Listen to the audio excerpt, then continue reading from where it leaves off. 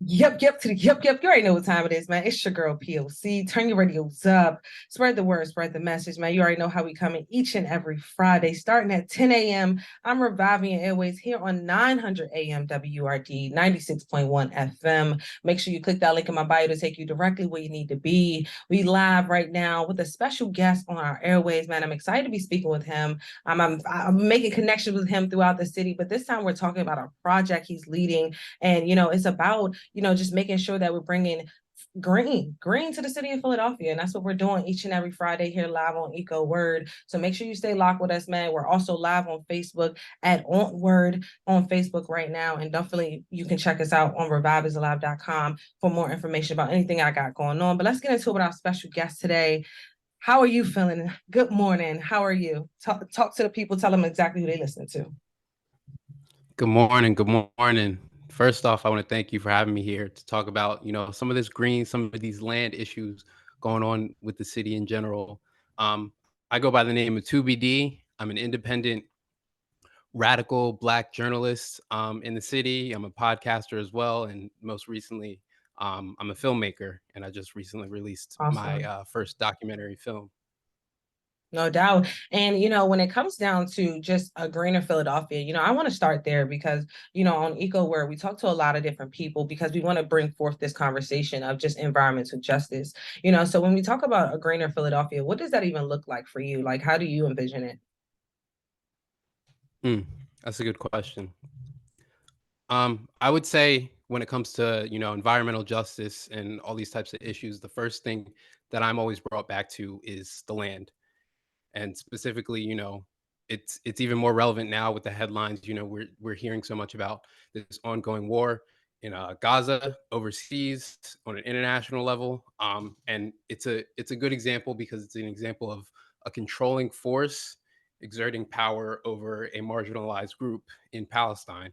And so when you localize that issue and you bring it to Philadelphia, we've seen the same issue, historically in the city, where there's a controlling force, a redeveloping force, a transforming force through these neighborhood transformation initiatives and whatnot, transforming land for communities, which ends up, displacing residents. And, we've seen it over time, like I mentioned, through the neighborhood transformation initiative.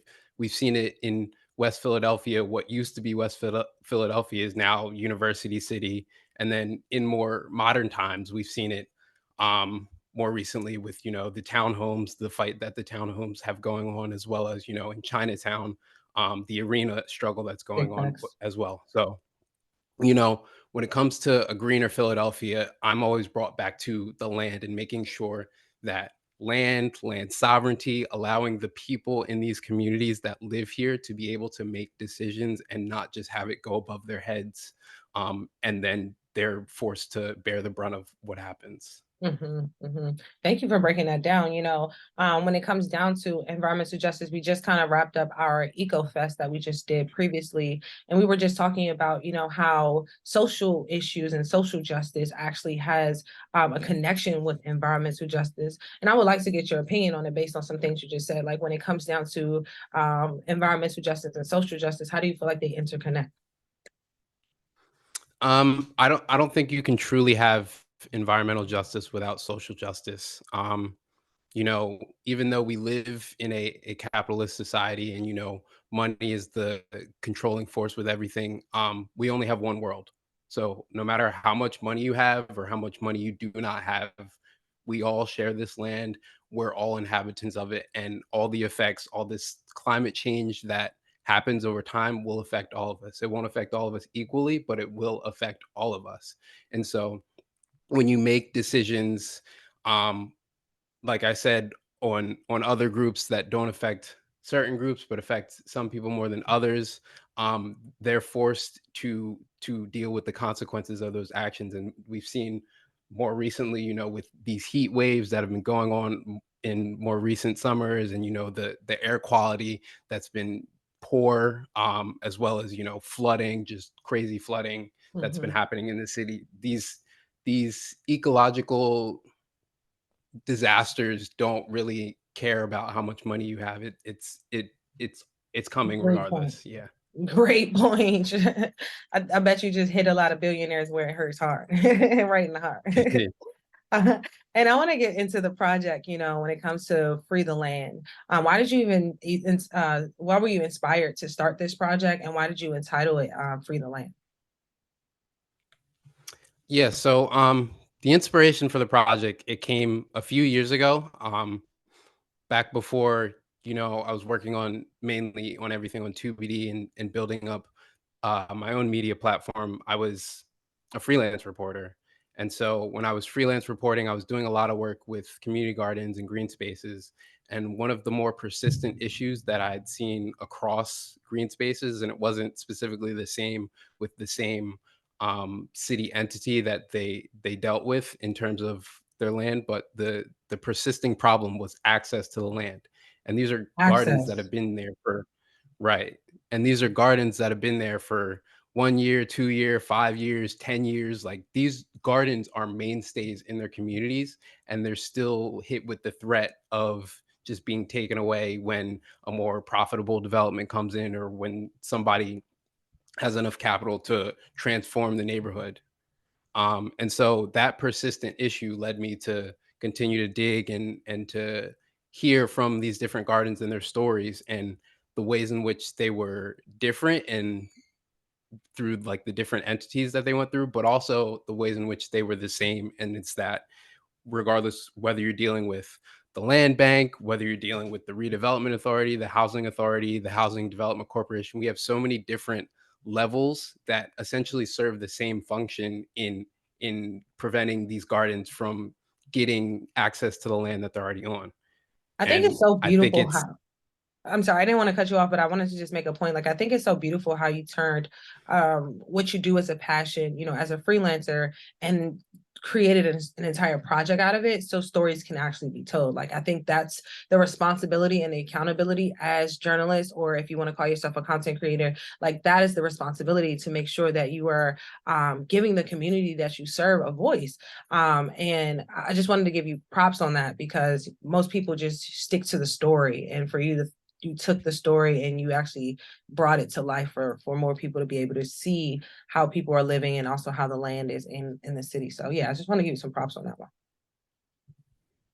most definitely. I appreciate that. The story, it not only did it like speak to me, but it felt very personal to me because it's like these are issues faced by these gardens, these roadblocks that prevent them from spreading. It prevents them from having a real substantial and sustainable impact on the communities, on Philadelphia as a whole. If they're able to, without these roadblocks, grow and really flourish. The amount of they say there's 40,000 vacant lots throughout the city. There is so much wasted space in the city Mhm. that could be done, that something can be done. And when we talk about, the the food apartheid that's going on and the amount of healthy food that we do not have in this city, it doesn't make sense that all this space is just wasted.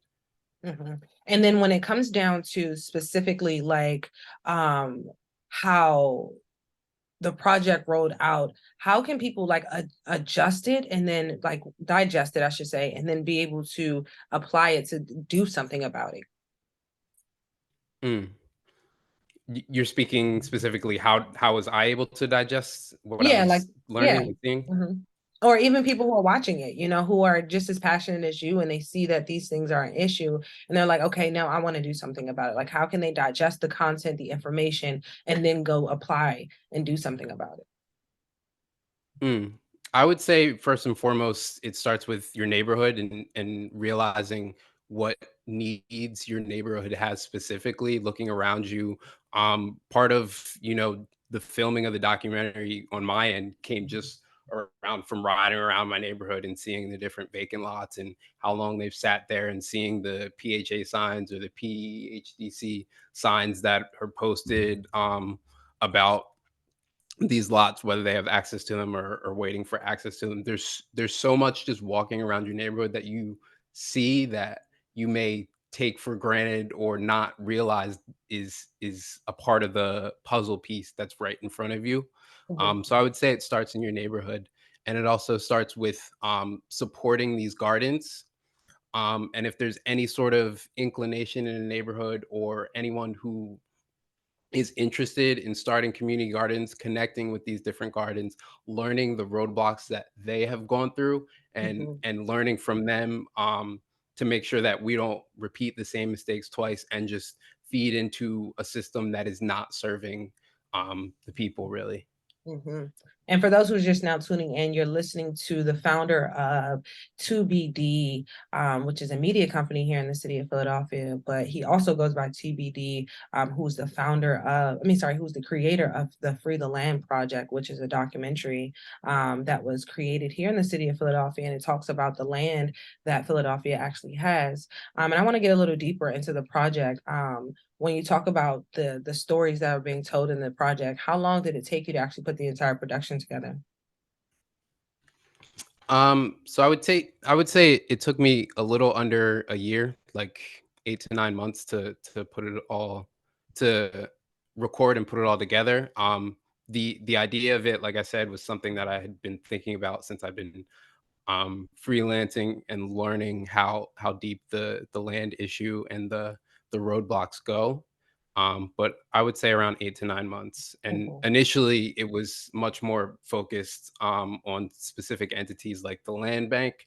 But over time, the more gardens I spoke to and the more experts I spoke to, I saw that it's not a matter of the land bank or fixing the land bank. It's a matter of the way that we look at land as a whole in general as a city, and with the dire needs that come with climate change and these climate disasters and all these effects that we are feeling now and will continue to feel going forward.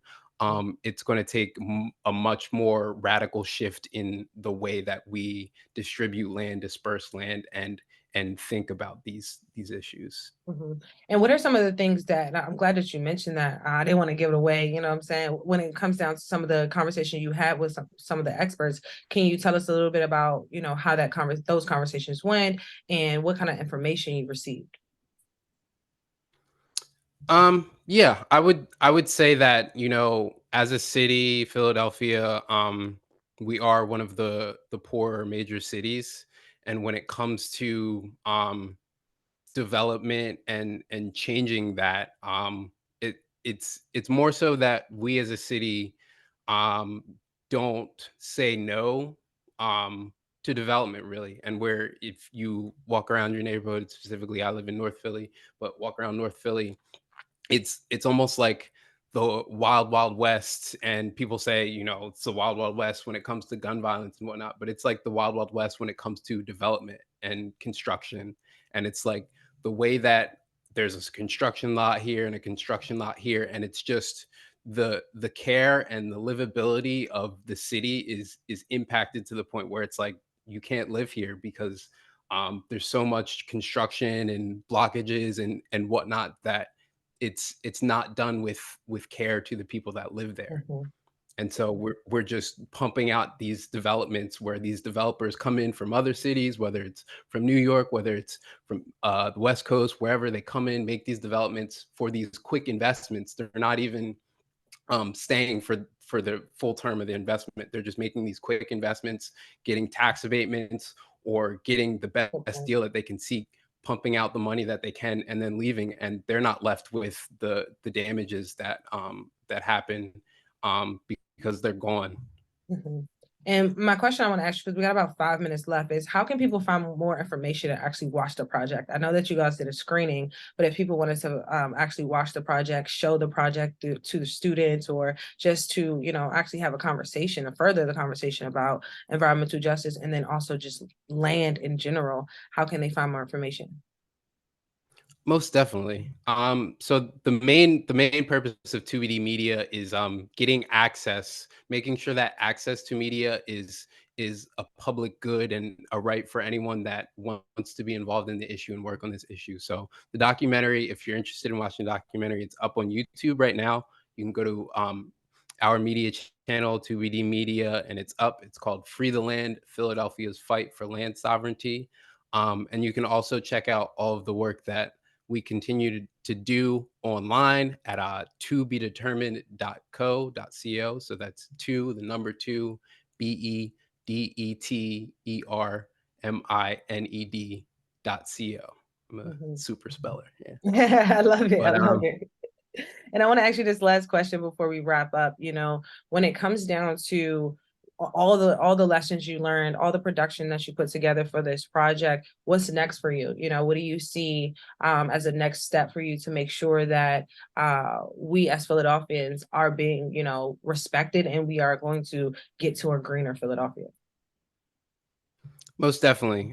So my focus as a journalist is on systems, and specifically the systems all around us, how they impact our life, how they impact our quality of life, and historically how those systems have impacted the lives of Black and brown folks in this country, and the way that they have othered us. So for the most part, I'm going to continue to be taking a look at systems and investigating. That's not necessarily specifically tied to land, but land is a very important issue that I will continue to follow up on.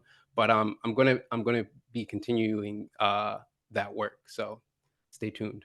No What's doubt. next is to be And determined. to be determined. I love that. And do you feel like vacants will still be an issue or a problem, in the next 2 to 5 years? Vacant lots Vacant specifically, lots, yeah. With all most the definitely, development, even with the developments and everything coming in, you still see it being a problem within the next 2 to 5 years? most definitely. I think the vacant lots, the abundance of them kind of ties in to the developments, and it's like a cycle. What do you mean by that? Quickly, can you give me a quick tidbit about like what you mean by that? It's like a cycle. So the vacant lots exist, and that allows the development to come in and turn things into these investments. And like I said, they don't live out the full terms of these investments. So whether these investments stay over the length of years, it may not be 2 to 5 years, but whether they stay over the length of the full investment, it eventually turns into something more. More specifically, the point I'm trying to make is we have to think differently. It can't just be development, development, development, because we've been developing as a city for decades. We can't Mhm. continue to develop. hmm And I gotta sneak this question in while I got you online. Do you think that the new administration would help with this issue? I think it presents Because we'll be an getting some opportunity. new, because we'll be getting some new city council, and we'll be getting a new mayor. Most definitely, there's a changing of the guard when it comes to the president, Daryl Clark, who's been in there for several years, as well as potentially Sherrill Parker as the Mhm. mayor. I think it presents an opportunity, but these politicians in these roles have to take that opportunity and understand the issues and the failures of the past are not mistakes to be repeated, and there needs to be a change. Yeah. Okay, I like that. And I'm going to give you one more opportunity just to shout yourself out. Let the people know how they can, again, find the actual documentary, how they can watch, how they can support, and also how they can just stay locked with everything you all have going on. Most definitely. Everything we got going on can be found at tobedetermined.co. So the number two, BEDETERMINED.co. You can also follow us on Instagram, 2bd.ht, as well as on YouTube, 2bd Media. No doubt, And man. I want to thank you, of course, for having me. I appreciate you. I really do. I love what you're doing. I didn't get a chance to sit and watch the whole doc, but when I was doing my research, what I seen, one, congratulations on the production, the editing, all of that looked amazing. So whoever was in the background, or was it just you? Did you have a team, or was it just you? It was the 2BD team. Yes. Okay, yeah. Well, congratulations to you and your team. You all did a great job, on an independent freelance kind of project. It looks amazing. But thank you for coming through. And we about to go to a quick commercial break. Right after this quick commercial break, we'll be right back with another special guest. Shout out to everybody who's staying locked with us, man. Each and every Friday, starting at 10 a.m. I'm reviving your airways, man. Eco WURD. Make sure you stay locked because we are coming back with another special guest. It's me, your girl. Turn your radios up.